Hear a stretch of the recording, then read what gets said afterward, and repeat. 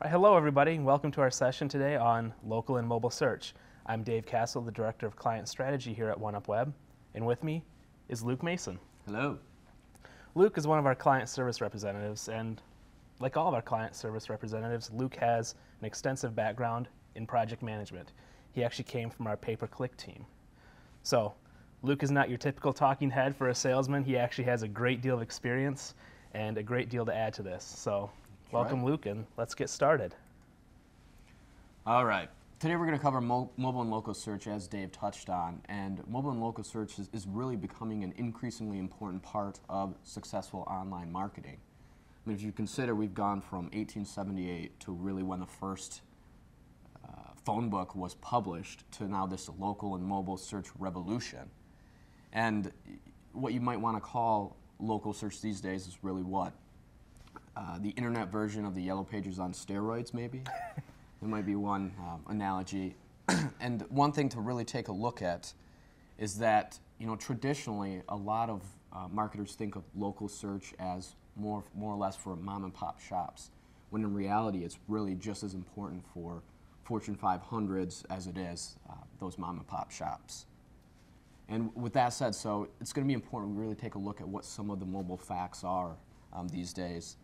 And according to Google, really 20% of Google searches have local intent, and that's even greater when you go to mobile devices. Yeah, I believe, wasn't that number somewhere around 49 or something close to that? Yes, okay. Very close. And to put things in perspective, an actual number, that's really going to be around, anywhere for 2011, projected at 2.3 billion local searches. It's a fair number.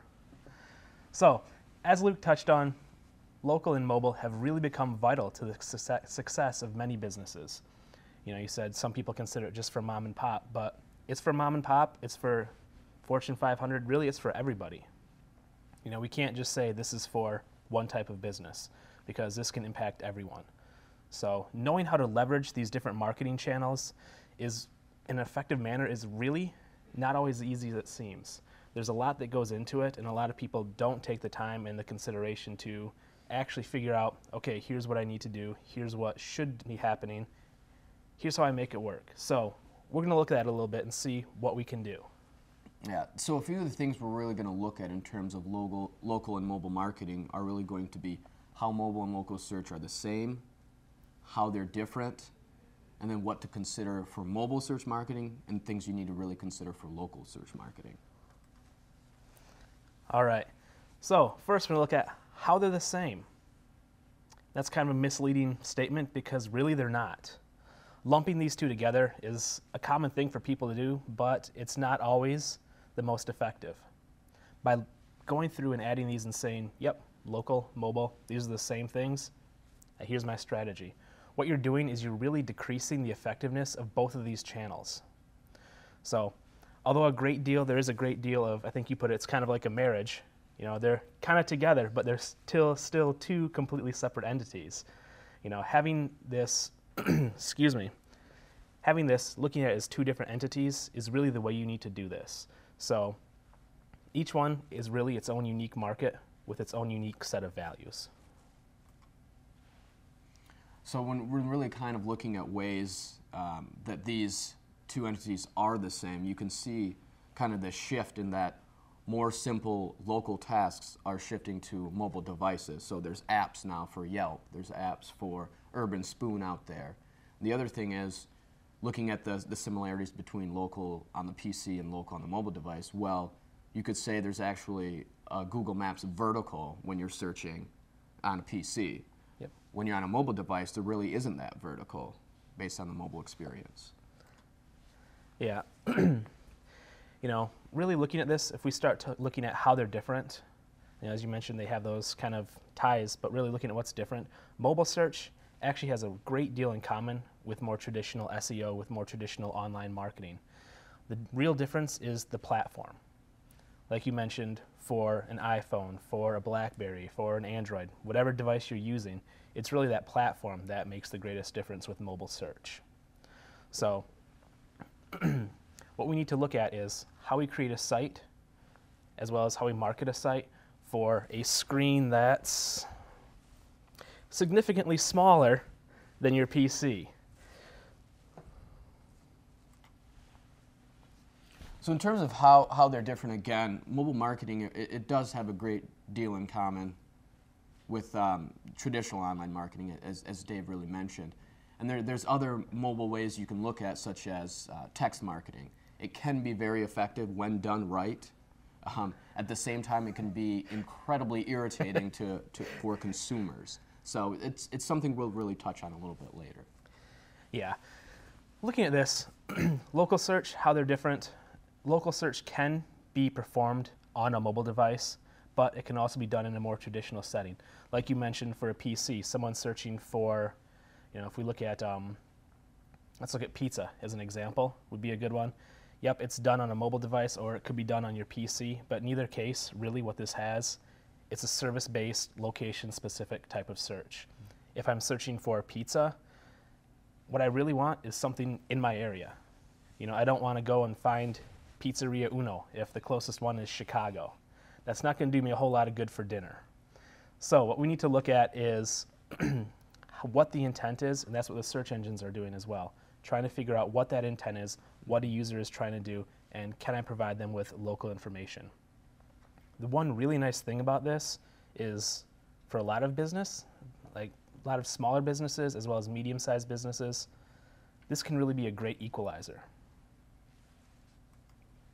Yeah, I think that's a great point, and it's giving those local brick and mortars very low barriers to entry, and I think that was a great example. If we even performed a local search around here, I know I did one earlier. You're going to see, sure, some of the big players on that local pizza search, such as Domino's and Pizza Hut, but also you're going to see other local in the top 5 listings. I saw Pangea's, Paisanos. Were in the top 5 as well. And those are local to Traverse City, specific to Traverse City, not part of any kind of a franchise. So it is a great opportunity to really see that same visibility that those larger brands are looking to dominate.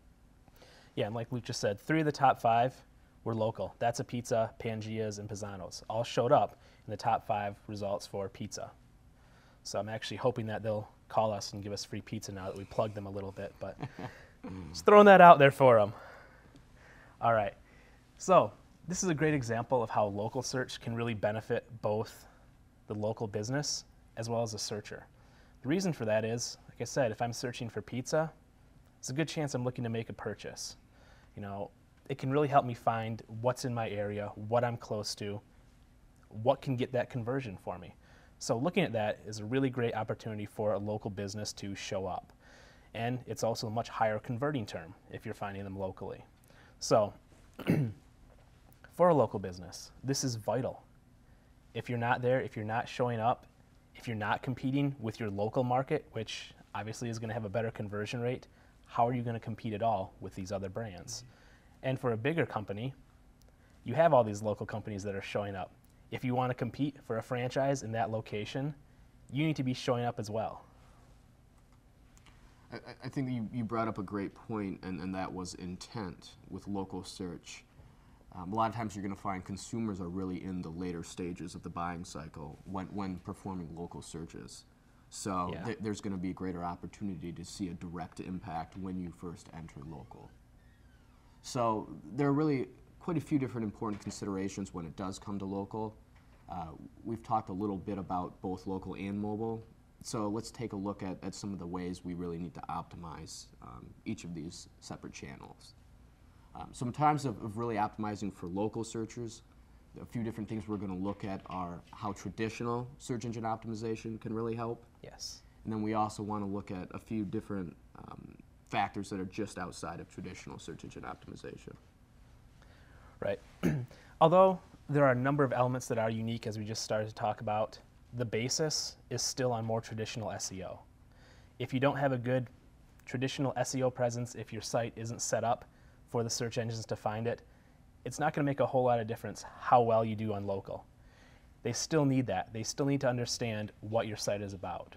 So if we use the pizza example, if you want to position locally for terms like pizza, pizza parlor, anything like that, you need to make sure that your site is telling a search engine that's what this site is about.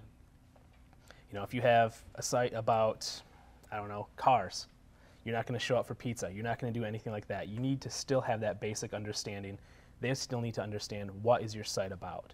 So for this to be good, traditional SEO is still key for creating the successful local marketing strategy. Mm-hmm. And with local, with the local market you're targeting, you really need to know how the search engines understand local in general. So you really need to make sure that in addition to targeting your product or service, you're also really targeting that location, as you touched on. And you know, we're going to do this through traditional SEO, but beyond that, we need to look at more advanced methods. Yeah, I mean, if you're talking about from a traditional standpoint, if I'm, let's use That's a Pizza was one of the ones that showed up. If I'm in Traverse City, I need to make it apparent to the search engines that's where I am. I need to have that on my site. I need to make it apparent. I need for them to see that, understand it, and make that connection. So, some of the ways we do that. Places pages. Google Places and Bing Business Portal, which the name just changed in case people don't know that yet. They just updated that. Take the time to set these up, please. They're vital. If you have a local presence, you need to have this page, you need to have it in the engines, you need to have it built out. A lot of times what will happen is Google or Bing will go through and they'll actually find your business from another site, like you said, Urban Spoon, Yelp, something like that. And they'll actually create a listing for your business. That listing is that information that shows up on Yelp, on Urban Spoon, whatever it is, and you don't have control of it. The way you get control is you claim it. So if you already have a business listing out there that's not claimed, claim it, and then start to optimize it. So as Dave touched on, claiming is really kind of one of the most important things you can do when you have that listing. And beyond that, the things that you can do is really adjust your hours of operation. You can touch on your payment methods that are accepted. You can even really kind of promote different kind of coupons and offers that your customers are going to be able to leverage. Right. And from that point, you can even track that when you're offering specific promotional opportunities and coupons based on that local audience. So there is going to be some opportunity to really track the impact of that if they're promoting or bringing a specific offer to your business that you're presenting on your page. Yeah, it's a great point too, talking about things like hours of operation, payment methods, coupons. Again, I'll keep using pizza because why not? If I'm in a location, I'm looking for a restaurant, it's 10:30 at night. It's going to be good to know which ones are open and which ones are closed. You know, because obviously you don't want to send someone to a closed one because that's a really poor user experience. So it's a real good way to connect with your audience, to connect with your potential customers. One other thing I want to talk about with local is microformatting. Now, this is a really great way to help provide search engines with all kinds of information about your site. You can provide information on your location, you can display reviews, you can inform people of upcoming events, and all kinds of things. That's just the tip of the iceberg for that. In addition, microformatting can even show up in more traditional search results, not just in local results. So for example, if I had a venue and I had a concert coming up, could actually show up using microformatting in the results, telling people, you know, Bruce Springsteen coming to wherever it is, you know, things like that. It's a great opportunity to help the engines. Both Google and Bing understand this format and use these as they position things locally. So microformatting, it's a fairly easy thing to do, but you really need to make sure you're doing it. So I'm kind of curious on that microformatting, exactly what am I doing? What are some of the steps that I'm going to take?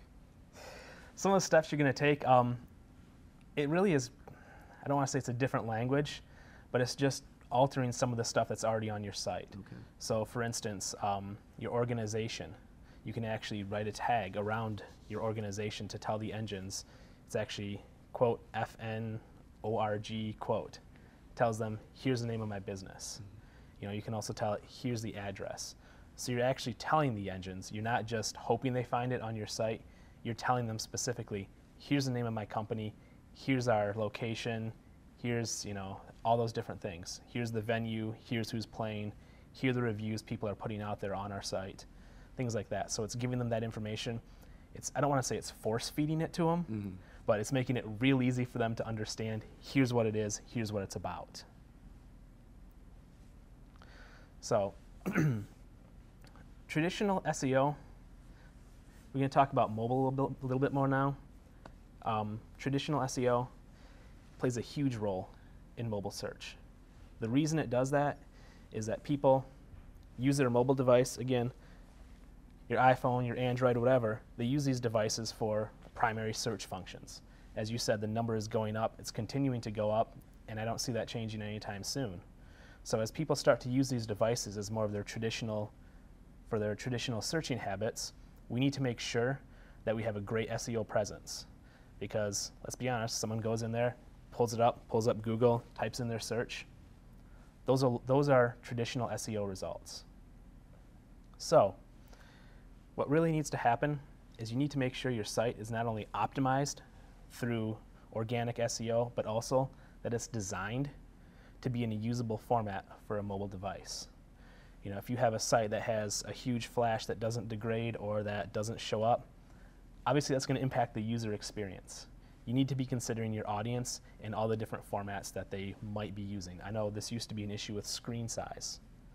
You know, when it started with 8x6 was the big one. Then it started getting bigger and bigger and bigger. So you had to kind of make sure your site degraded well for all the different sizes. You didn't want to have something that didn't show up on a screen. And really, in addition to traditional SEO, as Dave was touching on, mobile really also opens up a number of those new marketing channels we touched on. Text marketing was one. And the one thing I really wanted to stress is you can't just jump into this kind of form. As I mentioned, it can be terribly annoying or you're not going to really see any results. So it's important to really plan what kind of strategies you're going to put together with text marketing. You know, what kind of response can you generate? Because it's very easily considered spam. I get them all the time, and it's quite irritating. But they can be effective when done right. So definitely try to dig in and kind of get creative when you pull together these text marketing, and maybe even develop an entire separate experience around that to really kind of engage with your potential customer. Yeah, it's a great idea. I mean, what you don't want to do is go in without a plan. If you go into this kind of, well, we'll try it and see what happens. What's going to happen is it's going to fail. Not to be the downer here, but it is. You need to make sure you know what's happening. You have to have a plan. You have to understand your customers. If you don't just jump into this and try it. Take some time, learn about it before you do it. All right. Another area that mobile is really taking off is the world of apps. And I'll admit it, I love apps. I don't know how much more space I have on my iPhone before I run out of room to put apps. I go through them, download them, look at them, take them off, add new ones, take them off. I'm constantly doing that. They can be a great tool to market your business if the app is useful and provides your user with the service they're looking for. You know, like I said, I can't even count how many I've downloaded over the last few years, but most of them are on there for a week and then they go away.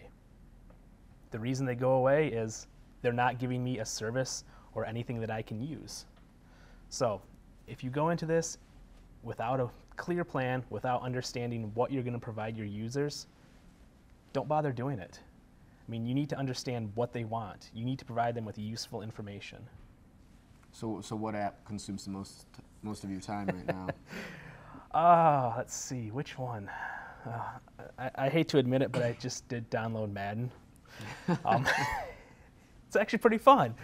No, but in terms of business apps, things like that, a lot of them come and go. One that I actually do use is a Bridge Street. I don't know if you've ever heard of Bridge Street. Yes. They do like serviced apartments or long-term rentals. You know, for vacationing, it's a great app to find information, find what I'm looking for. So that's actually one that I've kept on my phone. Excellent. How about you? Me, I'm not a big mobile app user. Oh. But I'm more of the mobile app game user, so basically wasting a lot of my time with the games like Angry Birds.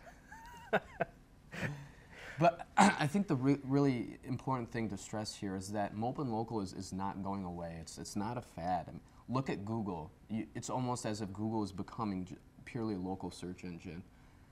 with the efforts, a lot of times on more general searches, you're going to see local results intertwined when Google's not sure of the intent where they could be, such as museum. If you enter museum, you may see a mixture of both local and traditional results in the listings. And just look at where Google has been in the last year. You have Google Places, you have Google Maps for mobile, you have Google local products, you have your map listings extension on your organics, you can link your local to your paid search listing.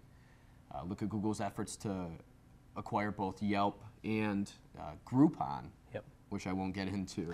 But Google is making a big push to really become a local player because they understand that's really where search is going. Yeah, that's a great point. So much of what people search for is local. Why wouldn't they go that way? The whole goal is to provide users with the most relevant results. Well, how do you do that? You provide them with those local results that get conversions. Yeah. Does that mean stats again? We can play 80% of searches really done online or that are planning to purchase are within 10 to 20 mile radius. So if I'm going to make a purchase, 80% of those consumers are going online to first make that initial research to understand what their options are.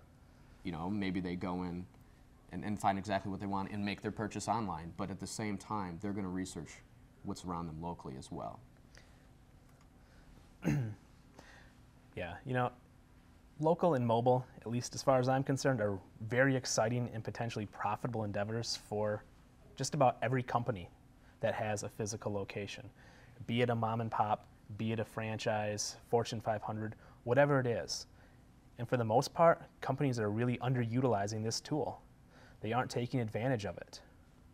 You know, it's really one fairly simple way that people can start showing up and having a presence online, especially for their local consumers.